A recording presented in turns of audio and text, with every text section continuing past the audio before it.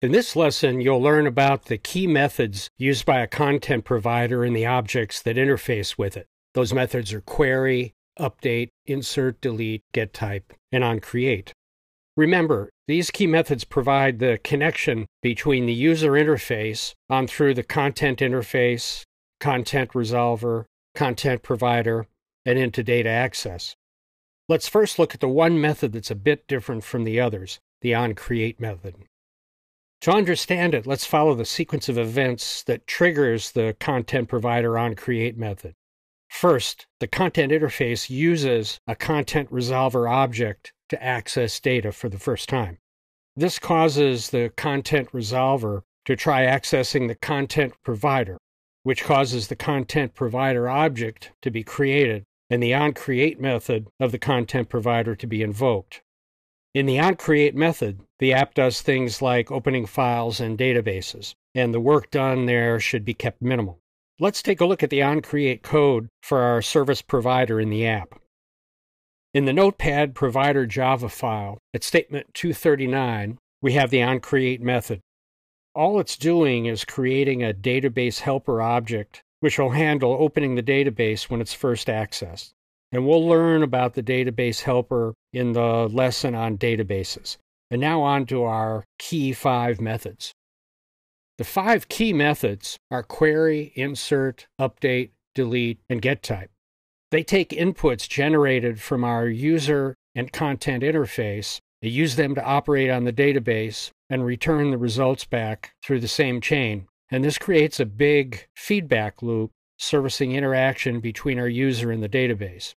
In this lesson, I'll give you a quick rundown of the method's parameters and returns, and in the next lesson, we'll look at them in detail. So there are 7 parameters used in various combinations by the 5 methods. Now, this table shows which parameters are applicable to which methods and where they can be null. The URI specifies the data subset to be addressed, and we've already looked at the URI in some detail. Projection specifies which columns to include for each row returned from a query. The selection clause and arguments specify criteria for selecting rows for queries, updates, and deletes. The sort order specifies a column to be used for sorting a query result.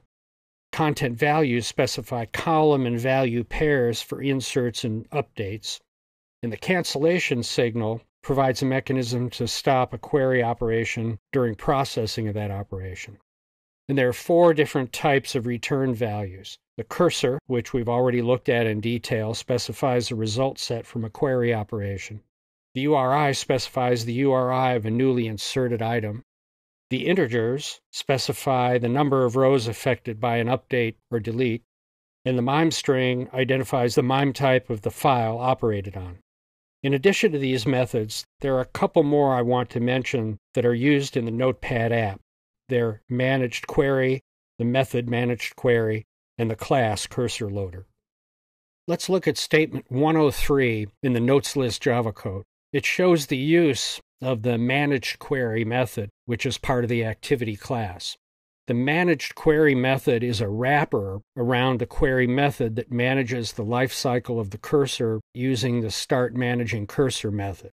These methods execute a query method for you and do the additional work of cursor management. And you can find a description of the managed query and start managing cursor methods in the activity class on the developer's website.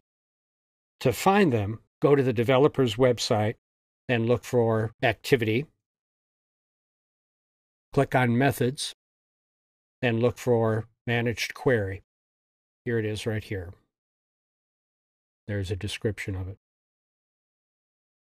And we can also look for start managing cursor. Here it is right here. And its description. Now let's take another look at the managed query statement in the Notepad app. We see that the managed query method has been deprecated in API level 11 in favor of the cursor loader. You can still use the managed query method, but Google's suggestion is that you consider using the cursor loader class instead. And I'll click on cursor loader and bring up a description of it from the developer's website. As explained here, the cursor loader class is really an additional enhancement on the managed query method as it runs the database query in a background thread.